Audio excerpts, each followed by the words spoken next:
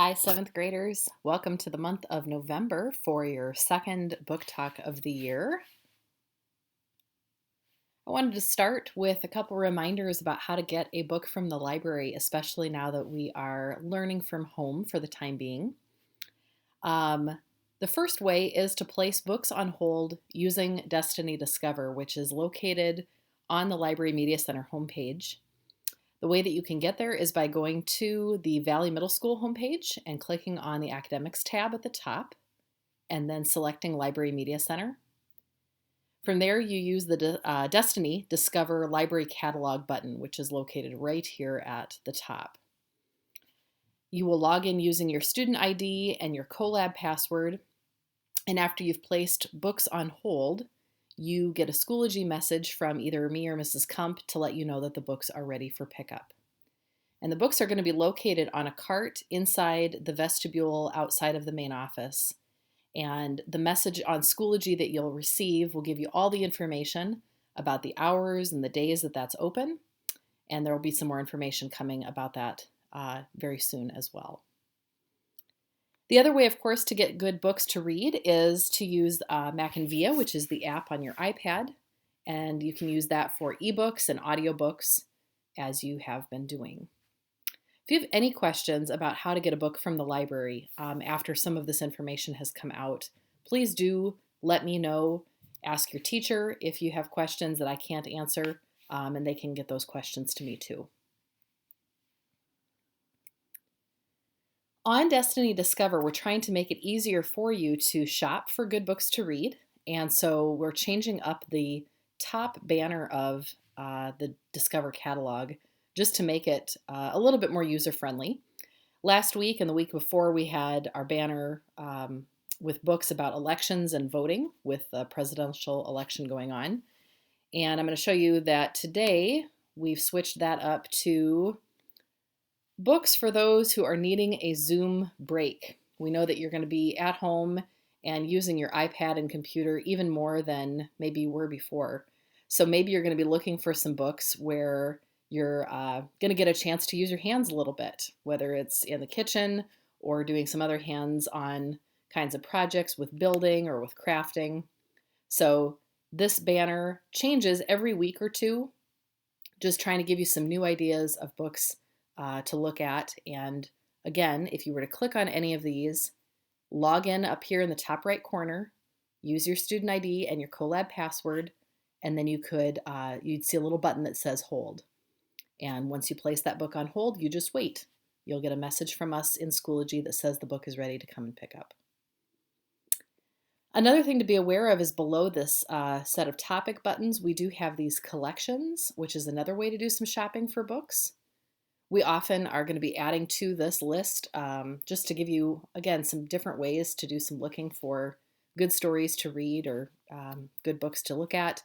We've had students coming down to the library recently asking for dog books or books about cats. And so we've got a collection of animal lovers books. If I click on that one, I'll see that I've got 87 different books here just for those who are looking for a good animal story. Lots of uplifting stories here, some that might be a little bit sad, but for the most part, these are feel-good stories, and they might be just the kind of thing you're looking for in terms of, something fun to read as you're getting used to a new schedule at home. So with that, let's talk about a couple other good books I can recommend as you're getting into a new routine. The first one, Alibi Junior High by Greg Logstead, one of my favorites in the adventure section. This is about a kid who is 13 years old and has skills beyond most adults. He can do all kinds of things because of the fact that he has traveled the globe since infancy with his dad, who is an undercover CIA agent. And even though he can speak 5 languages and pick a lock and do all these, crazy things because of his dad's work, one thing he can't really do is just act like a normal middle school kid. Due to some danger heating up with Cody's dad, he is now being sent to live with his aunt in a small town in Connecticut. And he's got to enroll in middle school, right? Junior high. And he's got to act like he's just your average middle school kid who's moved around a bunch, but he's, just your typical kid. And so he has to pretend as though he doesn't have all these skills because no one can know what Cody's dad does for a living. And he has to stay safe and he has to wait there until his dad comes back for him. Well, this is going to prove to be much more difficult than Cody can even imagine, especially because things with his dad get very complicated. It's a story with tons of adventure, tons of humor, a really great read, and it's one that you won't be able to put down. Alibi Junior High, if you love the idea of a kid who isn't a spy himself but basically has all the skills, check this one out by Greg Logstead. Another, I think, absolutely hilarious idea, Al Capone Does My Shirts by Jennifer Choldenko. Picture living at a prison. Not as a prisoner yourself, but picture being there because your family works there. Here's the opening sentence to this book. Today, I moved to a 12-acre rock covered with cement, topped with bird turd, and surrounded by water. A little further down the paragraph, the convicts we have are the kind other prisons don't want. I never knew prisons could be picky, but I guess they can. You get to Alcatraz by being the worst of the worst, unless you're me. I came here because my mother said I had to. All right, so our main character's dad works for this prison. And the main character's mom, of course, has to go there too, and they have to live there because the prison's on an island. Our main character's not a prisoner. He's one of 23 people who live with their families on this island that has this famous prison. What could possibly go wrong? What an idea for a story.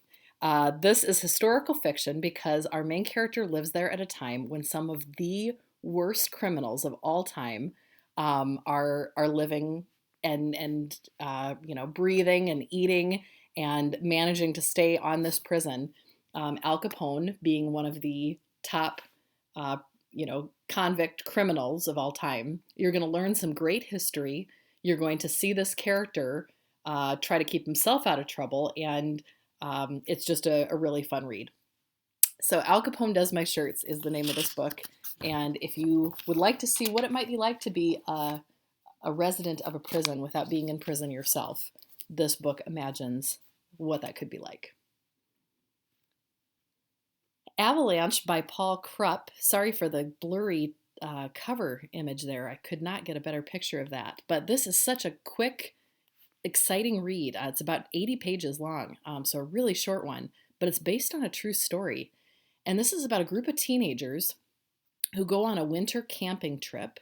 Sounds horrible in my mind, but for those of you who are more outdoorsy than I am, this could be a really fun one to read, and I actually really enjoyed reading the story. They go with their school. Their school has this winter camping trip that they do every year, and it's an overnight thing. I think it's for a weekend, if I'm not mistaken. Well, as they're on this winter camping trip, they're out there, in the mountains. They are struck by this avalanche, right? Snow's coming down from the mountains. And as a result, they are trapped on this mountain, and there's tragedy. I'm not going to tell you what the tragedy is. I'm not going to tell you exactly what happens because that's part of what makes this such an exciting read. But you have to read it to find out. And again, it is based on a true story. So this is not simply the author creating it from his imagination. It is taking a true story and creating this book. Read it. It's unbelievable. It's just quite an incredible story. And again, it's about 80 pages long, so it will not take you long to get through and read this book. This is a perfect read, especially for this time of year when we're not quite to that awful winter weather yet, but we're getting close. So Avalanche. Yeah, it's a good one. Zombie Baseball Beatdown by Paolo Bacigalupi. Such a great name. This author is actually going to tell us about his book, This one is full of humor and adventure, and of course, it is a fantasy book because of the zombies. And it all begins on the day that three friends are out playing baseball near their town's meatpacking plant. Let's take a look at what the author has to say about his book. To fight off the zombie hordes and save. Whoops, sorry. Hi, my name is Paolo Bacigalupi, and I'm about to tell you all about my new novel, Zombie Baseball Beatdown. Zombie Baseball Beatdown is basically all about these three kids who need to fight off the zombie hordes and save their small town from the zombie apocalypse. You know, they're kind of outmatched. The reason why I was thinking about zombies and baseballs going together was honestly baseball bats. I wanted to make sure that there was a lot of splatter in it. Die, zombie! Die! Die! The other thing about baseball is that it's really sort of the American sport. I'm really interested in what it means to be an American and how we define that. I think it's important to sort of know where the things that we prosper from come from. And I'm really interested in where our food comes from. When you're thinking about where a zombie apocalypse is going to come from, you know, the local meatpacking plant makes a perfect setting. Brains.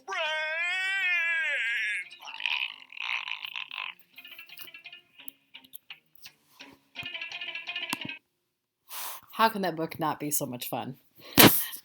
Check that one out if you're into zombies or baseball or, well, any of the above.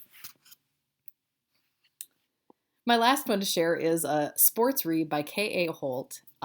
Those of you who would love to read a boxing story, this one is such a great book because it has so many elements to it. This is about Levi, who just wants to be treated like a normal kid. As a young child, he dealt with a respiratory disease. It was a pretty serious one, caused him hospitalization after hospitalization. His mom and his brother really were overprotective of Levi as a result because he had this disease, and not that he was on his deathbed necessarily, but it scared both his mom and his brother so many times, and it really kind of led his family to treat him with kid gloves, to use that saying. Because of that, Levi, now that he is well and isn't dealing with these issues on a regular basis, he wants to be treated just like a typical kid. Well, his mom and his older brother, who's very overprotective, want Levi to take it easy. Levi's parents are divorced, and Levi's dad introduces him to boxing, and Levi loves it. For any of you who have found that thing, that sport, that activity, whether it be music or art or reading or whatever it is, that thing that just feels like your thing, that's Levi with boxing. It is his passion immediately. And he feels stuck because he knows that his mom is not going to be in favor of him boxing. He realizes that there are some risks at doing a sport like this, and yet it is what makes him feel alive. And so he doesn't know how he can tell his mom that this is what he cares about.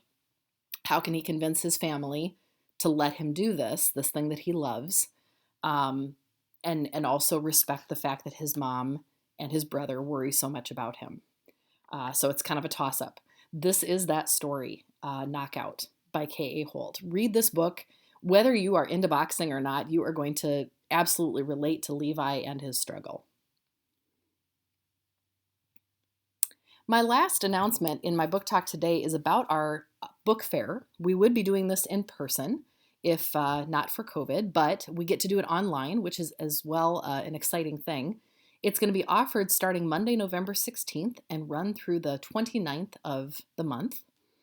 All the purchases, as it says here, do support our school, so I hope that you will take time with your families to visit our library homepage, go to the link, do some shopping on there. If you're able to, make some purchases because that does support giving back to our school, which allows us to buy other books for our library, and we really do appreciate that.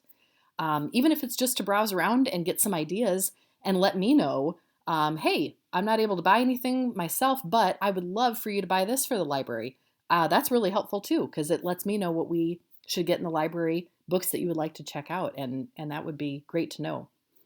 I wanted to share with you to end my book talk today, 2 quick book trailers for a few of the books that are going to be offered at this fall's book fair. So we're going to go to 2 of those. One of them is an old-time favorite with Dogman. Dave Pilkey's Dogman is back. Part dog, part man, and all hero. This time, Dogman's digging drives the meanie mayor mad. Luckily, the Super Buddies have the perfect plan to help the hound. But it backfires when Grandpa turns into the crazed crud. A giant lunch bag comes to life, and the mayor sends the good guys to jail. Now it's Petey's story to tell as he faces off with his father to save his frenemies. Find out what happens in Dogman, Grime and Punishment. Look for it at your Scholastic Book Fair.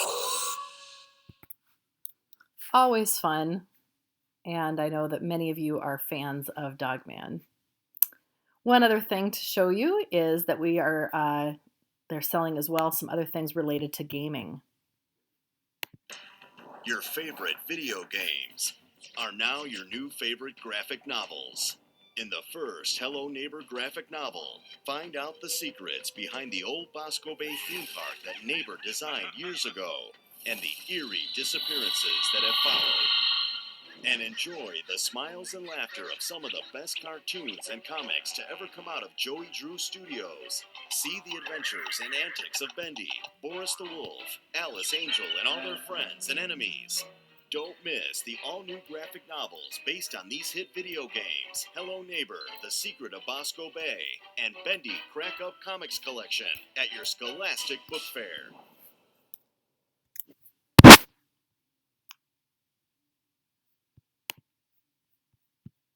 So thanks for your attention during our book talk today. I will be sharing some more information with your teachers coming up here soon. And again, you can visit the Library Media Center homepage and see the link with more info about the book fair, both to do the shopping and to actually look at more book trailers too. Let me know through Schoology or email if you have questions about anything, the book fair, books to check out, how to place things on hold, anything like that. Reach out at any time. And in the meantime, I wish you happy reading.